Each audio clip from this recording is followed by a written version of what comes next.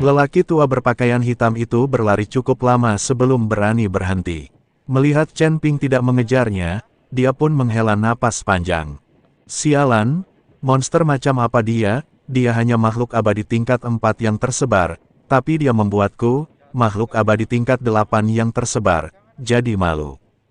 Orang tua berpakaian hitam itu mengutuk. Sebenarnya, dia tidak tahu bahwa Chen Ping hanya berlatih dengannya. Jika Chen Ping memukulnya dengan sekuat tenaga, kepalanya pasti sudah jatuh ke tanah sejak lama, dan tidak akan ada kesempatan untuk melarikan diri.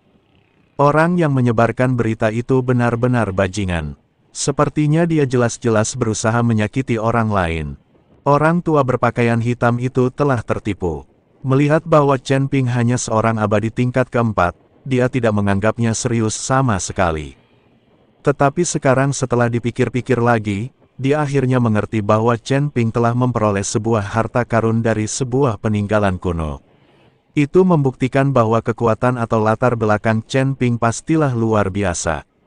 Kalau tidak, seorang abadi tingkat 4 di alam abadi tidak akan bisa memperoleh harta karun di reruntuhan itu. Orang tua berpakaian hitam itu, yang tahu bahwa ia telah ditipu, pergi dengan frustrasi. Meskipun hatinya sangat enggan, dia tahu bahwa ini sudah merupakan konspirasi. Jika dia ingin menghindarinya, dia harus menjauhinya. Chen Ping mengambil tas penyimpanan milik lelaki tua berpakaian hitam itu dan tidak menyimpannya, tetapi langsung menyerahkannya kepada Mo Wuji. Tuan Mo, sumber daya di tas penyimpanan ini dapat digunakan sebagai modal untuk membangun kembali keluarga Mo. Kata Chen Ping, banyak bangunan sekolah Mohis hancur dalam perang ini. Chen Ping, mengapa kau bersikap begitu sopan padaku? Kita semua adalah keluarga. Mo Wuji tidak mengulurkan tangannya. Chen Ping langsung memasukkannya ke tangan Mo Wuji dan berkata, sekarang, hampir semua orang di 3 surga tahu bahwa aku memiliki harta karun dari reruntuhan kuno. Pasti akan ada banyak orang yang mengincarku. Jadi aku tidak bisa tinggal di keluarga Mo lagi, kalau tidak, ini akan membawa bencana bagi keluarga Mo. Aku berencana untuk membawa King Yun pergi sementara. Setelah masalah ini selesai, aku akan membiarkan King Yun kembali menemuimu. Baiklah, kalian semua berhati-hatilah. Melihat situasi keluarga Mo saat ini, memang tidak pantas bagi mereka untuk tinggal di sini. Mo Wuji mengangguk. Ayah, Mo King Yun menatap Mo Wuji, matanya penuh dengan keengganan. Setelah beberapa saat, aku akan membangun kembali sekolah Mohis, dan kamu dapat kembali menemuiku. Mo Wuji menepuk bahu Mo King Yun dengan lembut. Mo King Yun mengangguk penuh semangat. Chen Ping membawa Mo King Yun pergi, dan segera sosok mereka menghilang ke langit. Namun tak lama kemudian, saat Chen Ping dan Mo King Yun berjalan menembus kehampaan tempat mereka berada mulai bergetar hebat, dan seberkas cahaya langsung menyelimuti mereka. Chen Ping secara naluriah melindungi Mo King Yun di belakangnya. Pada saat yang sama, sosok-sosok muncul di sekelilingnya dan melihat ke arah Chen Ping dan yang lainnya. Apakah ini Chen Ping yang memiliki relik dan harta karun kuno? Seseorang mengajukan pertanyaan. Ketika Chen Ping mendengar ini, dia langsung mengerutkan kening. Mengapa orang-orang mengenalinya dimanapun dia pergi? Jelas menjadi sasaran. Maaf, aku bukan Chen Ping. Chen Ping menggelengkan kepalanya. Berhenti bicara omong kosong. Kami sudah melihat semua proyeksi Anda. Seseorang melambaikan tangannya dengan santai, dan sebuah proyeksi muncul di kehampaan. Chen Ping ada di sana. Sekarang, tidak ada gunanya bagi Chen Ping untuk menyangkalnya. Pihak lain bahkan membuat proyeksi.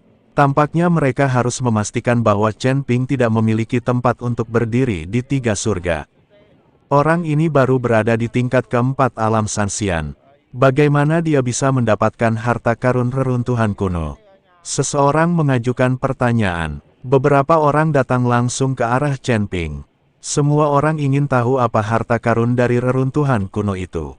Melihat beberapa orang mengelilinginya, Chen Ping berkata dengan dingin, aku tidak peduli siapa kalian, lebih baik kalian tidak main-main denganku, karena main-main denganku tidak akan berakhir baik. Sial, apa kau begitu sombong? Seorang pria berpakaian hijau mencibir, kau hanya seorang kultivator alam Sanxian tingkat 4, dan kau berani berbicara kepada kami seperti ini. Saya, engah.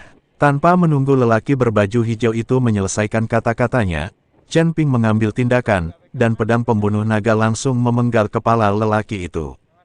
Melihat pemandangan ini, yang lain tercengang sejenak. Tahukah Anda, pria berbaju hijau itu hanya berada di level ke-6 alam abadi yang tersebar, tetapi dia dibunuh oleh Chen Ping dengan satu pedang, bahkan tanpa kesempatan untuk melawan. Orang-orang ini mulai mundur, menatap Chen Ping dengan ngeri. Tetapi Chen Ping mengabaikannya dan hanya menatap kekosongan sambil mengerutkan kening. Karena dia merasakan ada beberapa aura yang mengunci dirinya, dan aura ini sangat menakutkan. Jika perkelahian terjadi, segera lari. Chen Ping berkata pada Mo Qingyun. Aku tidak akan meninggalkanmu. Mo Qingyun menggelengkan kepalanya. Jika kau kabur, aku tidak perlu khawatir. Jika kau tetap di sini, perhatianku akan teralihkan. Kata Chen Ping. Mo Qingyun tahu bahwa apa yang dikatakan Chen Ping juga benar, jadi dia mengangguk. Apakah kamu menyadari sesuatu? Seseorang datang dan dia sangat kuat. Begitu Chen Ping selesai berbicara, kekosongan di sekitarnya mulai bergetar, dan kemudian tiga sosok perlahan muncul. Dengan munculnya ketiga sosok itu, udara di sekitar mereka dibekukan oleh tekanan yang lebih mengerikan. Mo Qingyun mencengkeram ujung bajunya erat-erat, ujung jarinya dingin, dan para kultivator pengembara yang awalnya mengelilinginya di kejauhan telah mundur ribuan mil jauhnya dalam ketakutan. Mereka menatap ke atas ke kehampaan, wajah mereka dipenuhi dengan ketakutan yang luar biasa. Berdengung, ruang itu retak inci demi inci seperti pecahan kaca, dan tiga sosok perlahan melangkah keluar disertai cahaya keemasan yang menyilaukan. Lelaki tua di depan mengenakan jubah taoba gua ungu tua dengan pola bintang bergerak yang disulam di sudut-sudutnya. Setiap kali ia melangkah, sebuah rune emas muda akan muncul di bawah kakinya. Wajahnya pucat dan rambutnya seputih salju, tetapi diikat dengan jepit rambut bambu hijau tua. Matanya setengah terbuka, seolah-olah dia setengah tertidur, tetapi kilatan cahaya sesekali membuat para penggarap pengembara di bawah merasa seolah-olah mereka tertusuk oleh es hitam berusia 10.000 tahun. Di tangannya, ia bersandar pada tongkat berkepala naga. Mata naga itu sebenarnya adalah dua permata merah tua, dengan cahaya samar darah. Ketika tongkat itu jatuh ke tanah, riak-riak muncul di udara. Yang paling mengerikan adalah aura yang terpancar dari tubuhnya, yang bagaikan jurang yang sunyi senyap selama-lamanya. Nampak tenang, tetapi di dalamnya tersembunyi kekuatan mengerikan yang melahap segalanya. Pria setengah baya kekar yang mengikuti dari belakang memiliki gaya yang sangat berbeda. Dia bertelanjang dada, kulitnya yang perunggu ditutupi bekas luka yang mengerikan. Setiap bekas luka menyerupai ular piton naga yang tidak aktif, otot-ototnya sekeras besi dan penuh dengan kekuatan yang meledak-ledak. Dia hanya berdiri di sana, dan ruang di sekelilingnya mengeluarkan suara, retak, seakan-akan tidak mampu menahan beban tersebut. Pria parubaya itu mengenakan celana kulit binatang berwarna hitam dan memiliki sebilah pisau patah yang tergantung di pinggangnya. Pisau itu berwarna gelap dan kusam, tetapi memancarkan aura pembunuh yang membuat jiwa bergetar. Wajahnya kasar, alisnya tegak, dan sepasang mata besarnya yang seperti lonceng tembaga menatap tajam ke arah Chen Ping. Matanya penuh dengan keserakahan dan kebrutalan yang tak tersamar, seolah-olah dia adalah binatang prasejarah yang sedang melihat mangsanya. Wanita cantik yang muncul terakhir memiliki pesona yang aneh. La mengenakan gaun merah menyala dengan sulaman benang emas pada ujungnya berupa bunga lili laba-laba merah. Saat berjalan, ia memancarkan aroma samar yang memikat. Penampilannya sangat cantik, kulitnya lebih putih dari salju, alisnya hitam bagaikan tinta yang jauh, dan sepasang mata berwarna bunga persik yang begitu berair sehingga tampak bisa meneteskan air, tetapi jauh di dalam matanya ada niat membunuh yang dingin, seperti lidah ular berbisa. Rambutnya hitam berkilau, diikat dengan jepit rambut giok berwarna merah darah. Beberapa helai rambut menjuntai di samping pipinya, membuatnya tampak semakin menggoda. Dia sedang bermain dengan lonceng berwarna merah darah di tangannya.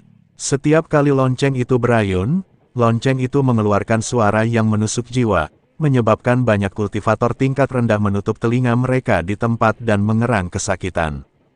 Begitu mereka bertiga muncul, energi spiritual seluruh dunia tampak memadat, dan tekanan mengerikan dari tingkat ke-9 alam abadi tersebar mengalir turun seperti bima sakti di langit, membuat semua makhluk hidup di bawah sana kesulitan untuk bernapas. Itu mereka. Di kejauhan, seorang kultivator berambut putih dan berjanggut tiba-tiba berteriak, suaranya dipenuhi dengan ketakutan yang tak terbayangkan, Guru Tao Xuanjizi dari Sekte Tranyan. Dan Raja Barbar Lisan dari suku Barbar kuno. Dan Nyonya Meixin dari Istana Bayangan Darah.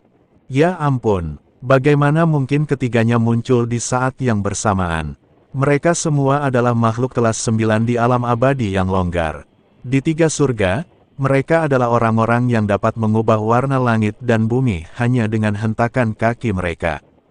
Sudah berakhir, sudah berakhir. Chen Ping sudah mati sekarang. Harta karun reruntuhan kuno benar-benar menarik ketiga roh jahat ini. Kudengar Taois Xuanjizi adalah yang terbaik dalam mengungkap rahasia surga. Aku khawatir dia sudah tahu bahwa Chen Ping punya harta karun. Raja Lisan haus darah dan suka merampas harta karun. Nyonya Meixin bahkan lebih aneh lagi. Banyak guru telah meninggal di bawah loncengnya. Diskusi itu menyebar seperti air pasang, dan semua orang memandang Chen Ping dan Mo Qingyun dengan simpati dan ketakutan, seolah-olah mereka sudah berada di tangan 3 raksasa. Chen Ping mengerutkan kening lebih erat saat dia mendengarkan diskusi orang banyak. Dia tidak menyangka bahwa berita bahwa dia memiliki relik dan harta karun kuno akan menarik perhatian para master teratas dari 3 alam. Tubuh Mo Qingyun sedikit gemetar. Dia bisa dengan jelas merasakan 3 aura seberat gunung, yang masing-masing jauh lebih kuat daripada lelaki tua berpakaian hitam sebelumnya. Dia tanpa sadar mundur ke belakang Chen Ping, ujung jarinya mencengkeram erat ujung pakaiannya, matanya penuh kekhawatiran, Chen Ping. Chen Ping menarik napas dalam-dalam, melindungi Mo Qingyun di belakangnya, dan memegang pedang pembunuh naga di dadanya, bila pedang itu berkilauan dengan cahaya dingin di bawah sinar matahari. Dia memandang ketiga raksasa di depannya dan tahu dalam hatinya bahwa pertempuran hari ini tidak dapat dihindari. Pendeta Tao Xuanjizi adalah orang pertama yang berbicara. Suaranya serak seperti gong yang patah, tetapi semua orang dapat mendengarnya dengan jelas. Anak kecil, serahkan harta karun reruntuhan kuno, dan aku dapat meninggalkanmu dengan tubuh yang utuh.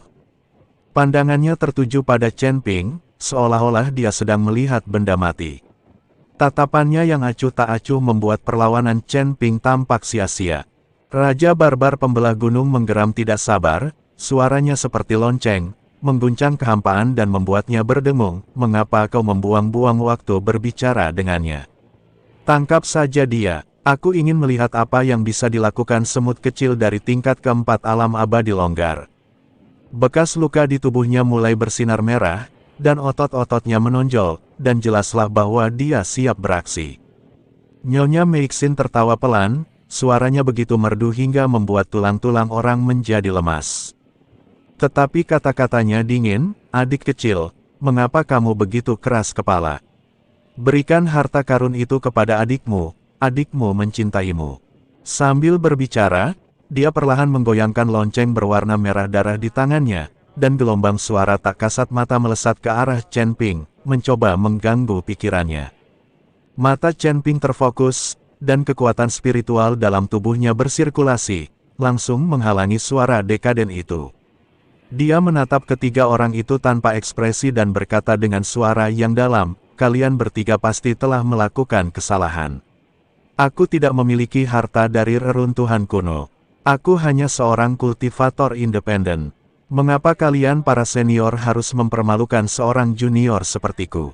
Mendengus. Pendeta Tao Xuanjizi mendengus dingin, matanya bersinar cemerlang. Anak kecil, apakah kau mencoba bermain trik di hadapanku? Kau pikir trikmu bisa disembunyikan dari kami? Citramu telah menyebar ke seluruh 3 surga. Apakah kau pikir aku buta dan tidak bisa melihatnya? Raja Barbar Pembelah Gunung bahkan lebih gamblang. Dia melangkah maju, menyebabkan seluruh tempat bergetar hebat. Dia meraung, Berhenti bicara omong kosong. Jika kau tidak menyerahkannya, aku akan menghajarmu sampai babak belur. Nyonya Meixin tersenyum manis dan menggelengkan kepalanya. Adik kecil, sepertinya kamu tidak akan menangis sampai melihat peti mati itu. Kalau begitu, adik harus mencarinya sendiri. Saat dia berbicara, sosoknya berkelebat dan berubah menjadi bayangan merah, langsung muncul di depan Chen Ping. Jari-jarinya yang ramping dan giok, dengan aroma manis dan amis, menyentuh alis Chen Ping. Hati-hati, seru Mo Qingyun. Pupil mata Chen Ping mengecil, dan sebelum dia sempat berpikir, pedang pembunuh naga langsung menghalanginya. Menggigit, terdengar suara keras, seperti suara logam yang beradu. Ujung jari Nyonya Meixin menyentuh pedang, tetapi suaranya seperti memukul berlian. Chen Ping hanya merasakan kekuatan feminin namun sangat mendominasi datang bersama pedangnya, yang membuat lengannya mati rasa dan darahnya mengalir deras. Menarik. Nyonya Meixin mengangkat alisnya karena terkejut dan menarik kembali jarinya. Ujung jarinya masih utuh, tetapi malah ternoda oleh lapisan tipis darah. Seorang kultivator alam Sanxian tingkat 4 benar-benar memiliki tubuh fisik dan kekuatan spiritual yang begitu kuat. Tidak heran dia bisa mendapatkan harta karun dari reruntuhan kuno. Nyonya Meixin berkata dengan heran. Pada saat ini, Raja Barbar pemecah gunung sudah menyerbu sambil meraung, dan tinjunya yang sebesar kaserole menghantam wajah Chen Ping dengan suara siulan yang merobek udara. Sebelum tinju itu tiba, kekuatan dahsyat telah merusak ruang di sekitar Chen Ping. Bagus sekali, Chen Ping tidak mundur melainkan maju. Teknik jantung konsentrasi di tubuhnya mengalir deras, dan kekuatan spiritual mengalir ke pedang pembunuh naga seperti sungai yang bergelombang. Dia berteriak pelan, dan pedang pembunuh naga berubah menjadi seberkas cahaya putih, menebas ke arah tinju Raja Barbar pembelah gunung. Ledakan, suara benturan keras terdengar, dan gelombang kejut energi yang dahsyat menyebar ke segala arah dengan kedua orang itu sebagai pusatnya. Melihat ini, para kultivator pengembara di bawah mengeluarkan senjata sihir pertahanan mereka dan terbang mundur karena malu. Pada saat tinju Raja Barbar pemecah gunung bertabrakan dengan pedang pembunuh naga, retakan menyerupai jaring laba-laba muncul di angkasa, dan embusan udara yang mengerikan meniup awan-awan di sekitarnya. Chen Ping hanya merasakan kekuatan yang luar biasa datang dari pedang itu, dan seluruh tubuhnya seperti terhantam gunung. Dengan suara, embusan, dia memuntahkan seteguk darah dan tubuhnya terlempar ke belakang tanpa terkendali. Chen Ping, Mo Qingyun menjerit dan ingin menerjang maju, namun terhalang oleh penghalang rahasia yang dibuat dengan santai oleh Taoist Xuanjizi, dan tidak bisa mendekat sama sekali. Hahaha, sangat rentan. Raja Barbar pembelah gunung tertawa terbahak-bahak saat melihat ini, matanya dipenuhi dengan niat membunuh. Dasar semut kecil, matilah untukku. Sambil berbicara, dia mengangkat tinjunya lagi, siap memberikan pukulan mematikan pada Chen Ping. Pada saat ini, cahaya dingin melintas di mata Chen Ping, dan cahaya keemasan meledak dari tangan kanannya.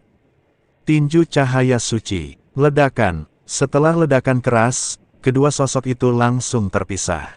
Aku melihat seluruh lengan Raja Barbar pembelah gunung terkoyak dan darah muncrat keluar. Kekuatan yang sangat dahsyat. Raja Barbar pemecah gunung menatap Chen Ping dengan ekspresi yang lebih serius dari sebelumnya. Chen Ping juga sedang tidak enak badan saat ini.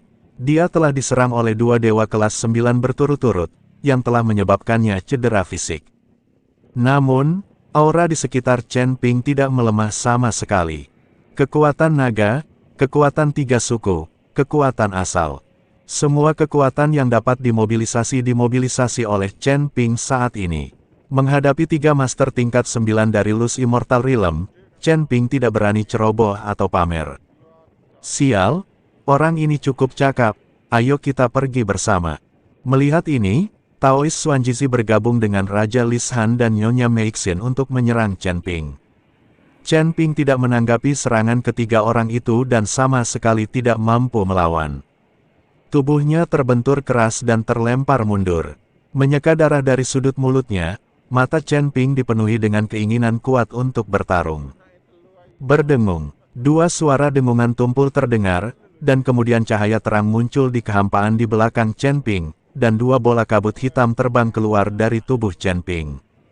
Dua orang prajurit muncul, dengan wajah kuno, memegang kapak perang besar, dan tubuh mereka terukir dengan rune misterius.